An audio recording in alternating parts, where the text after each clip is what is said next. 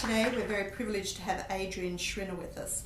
Adrian is the Deputy Mayor of Brisbane City Council and the Councillor for Chandler Ward. Welcome, Adrian. Good afternoon. Thank you. Thank you for being with us.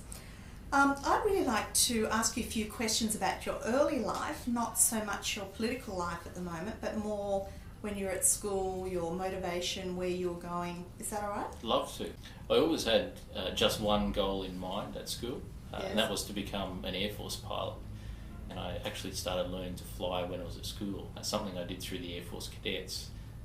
But yeah, look, that was well and truly part of the goal to getting into the Air Force. I did. Look, I applied prior to leaving school to go to the Defence Force Academy. Yeah. I applied as a pilot, and much to my disappointment at that time, wasn't accepted as a pilot. But they did offer me a job in Air Force intelligence, so I ended up entering the Air Force at that time, going down to Canberra, studying to be an intelligence officer. We were encouraged to study about international relations and government and how the governments of different countries interact. And so that's really what I started studying at the Defence Force Academy. As part of some of my classes in Canberra, we would go and watch Parliament Question Time in Parliament House. And that is really, I guess, the point where I started to develop a passion for government and politics. So that's really a turning point in my life, I guess you could say. After 2 years, they made you sign up for 6 years. I did enjoy my time in the Air Force, but I also saw other opportunities outside of the Air Force. So I decided at that time to leave the Air Force after a couple of years and finish my study at the University of Queensland. I'm really interested to hear you say the word passion, the passion for politics. I really have a passion for legal studies, and I want my students to grab that passion and I want to be able to pass it on. There are a number of teachers that really helped develop my passion for the particular subject that they were teaching. You can really tell when a teacher loves what they're doing or not. Yes. It comes through in everything they do. Yes. Okay. On a slightly different tack, I have a lot of students have lots of opportunities to go to the YMCA, Queensland Youth Parliament, or various activities during the year, and I hear quite a few of them say, oh, well, we've decided not to, we're in year 12 now, we've decided to stop our sport, do nothing else other than our study. What would you say about that? Look, it's always a fine line when it comes to those final crunch years of 11 and 12. You don't want to lose the opportunities you've been given by not achieving the results you can the best results you can possibly achieve. But by the same token, life is always about balance, and there's more to life than burying your head in books. So it is good to have a balance between the different activities that you do, whether it's sport, whether it's music, whether it's art. You do have, I think it's important for you to have an outlet in other areas other than just study.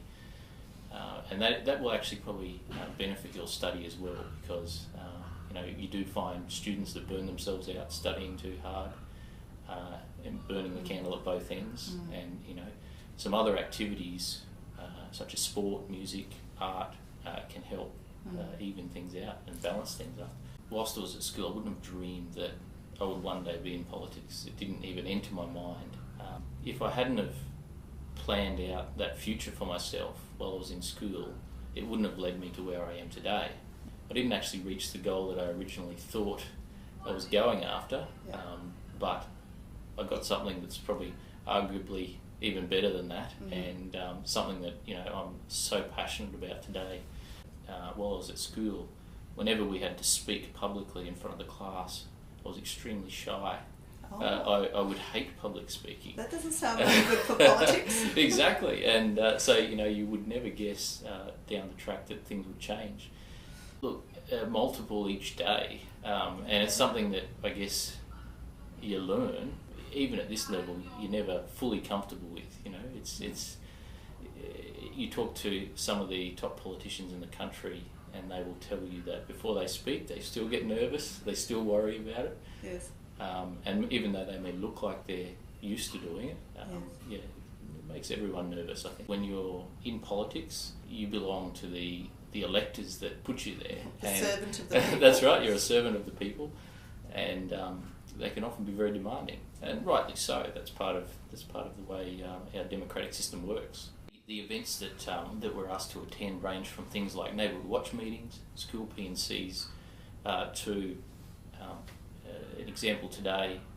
I went to lunch with the Vice Mayor of Shenzhen in China.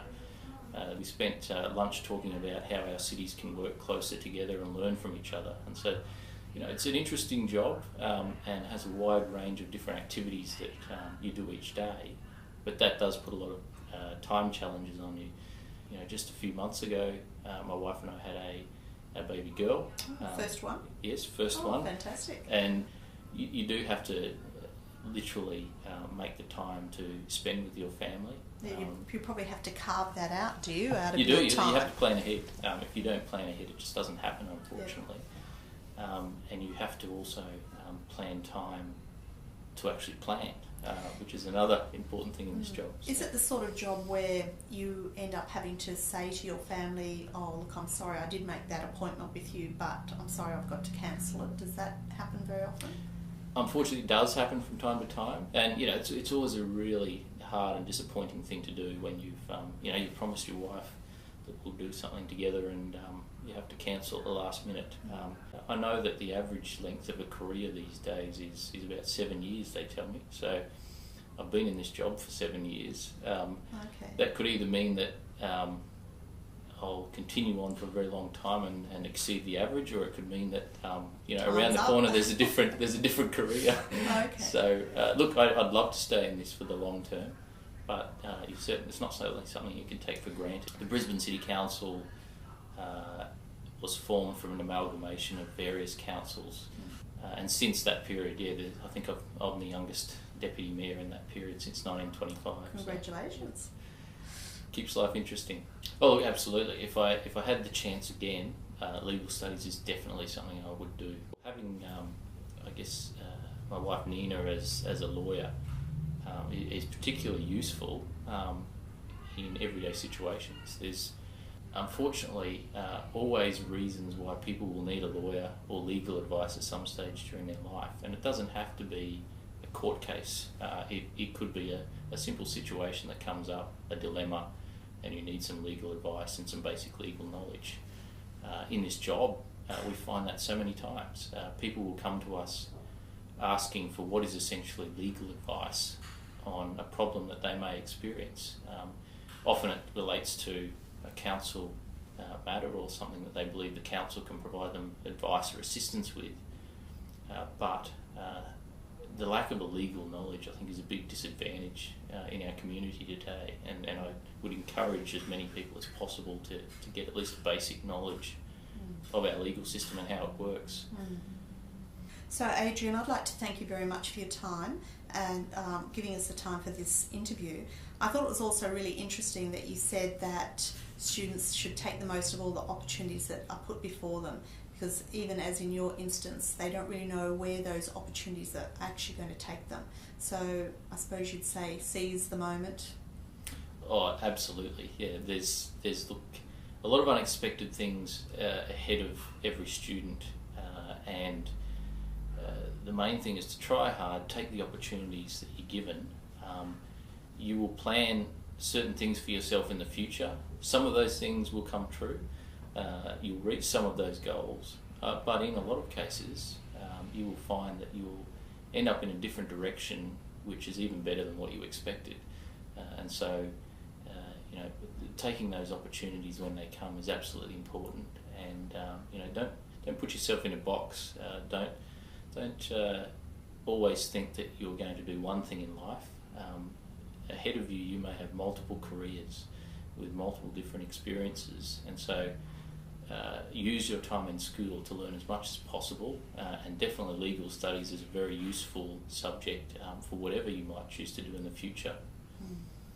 Oh, thank you once again, and I hope everybody on here has found this very useful. Thank you.